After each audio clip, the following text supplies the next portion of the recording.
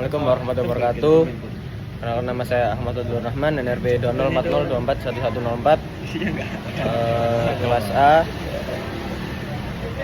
tugas kewarganegaraan ETS.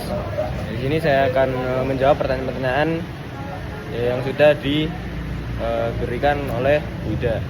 Itu soal yang pertama. Saya akan menjawab soal yang pertama, yaitu pandemi COVID-19 ini memang memaksa dunia pendidikan untuk beradaptasi melalui pembelajaran daring.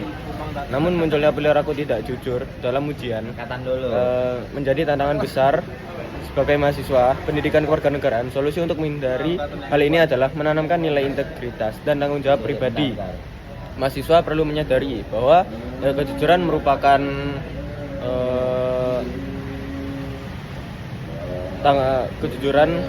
merupakan wujud nyata dari sikap warga negara yang bermoral dan beretika. Setelah itu, dosen dapat menerapkan sistem ujian berbasis pemahaman dan proyek individu agar menekan praktik plagiarisme. Soal nomor 2, itu saya akan menjawab soal nomor 2. Hak dan kewajiban warga negara harus berjalan seimbang agar tercipta kehidupan berbangsa yang harmonis. Harmoni tersebut dapat dibangun melalui kesadaran hukum, pelaksanaan kewajiban sebelum menuntut hak, serta partisipasi aktif dalam kehidupan sosial. Pemerintah dan masyarakat harus saling mendukung dalam menciptakan keadilan sosial serta menegakkan hukum tanpa pandang bulu. Pendidikan dan sosialisasi mengenai nilai-nilai Pancasila juga menjadi kunci penting untuk membangun keseimbangan ini. Selanjutnya, saya akan menjawab soal nomor 3. Sebagai pelajar, bentuk nyata implementasi pendidikan kewarganegaraan adalah dengan bersikap disiplin, tata aturan, menghormati perbedaan, serta berpartisipasi dalam kegiatan sosial seperti gotong royong dan kerja bakti di lingkungan. Sikap tersebut menunjukkan bahwa seseorang memahami perannya sebagai warga negara yang baik, tidak hanya menuntut hak, tapi juga melaksanakan kewajibannya dan tanggung jawab dan rasa nasionalisme.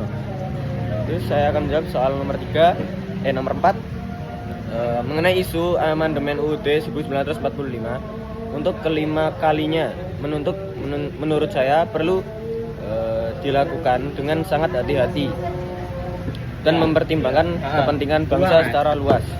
Amandemen tidak seharusnya dilakukan hanya karena kepentingan politik jangka pendek, seperti memperpanjang masa jabatan presiden. Urgensi amandemen hanya ada bila terdapat kebutuhan nyata untuk memperkuat demokrasi, menjamin hak rakyat, dan memperbaiki sistem ketatanegaraan agar lebih efektif dan adil. Selanjutnya, nomor terakhir, yaitu nomor 5. Pelanggaran hukum dan HAM di Indonesia memang masih sering terjadi baik oleh pemerintah maupun masyarakat. Contohnya adalah kasus kekerasan terhadap jurnalis, pelanggaran hak buruh, dan konflik agraria yang merugikan masyarakat kecil. Pernyataan bahwa pelanggaran ini menyebabkan ketidakadilan memang benar, karena banyak korban yang tidak mendapatkan perlindungan dan keadilan hukum. Pemerintah perlu memperkuat penegakan hukum dan memperbaiki sistem pengawasan agar pelanggaran HAM tidak terus berulang. Sekian pernyataan jawaban dari saya. Kurang banyak mohon maaf. Assalamualaikum warahmatullahi wabarakatuh.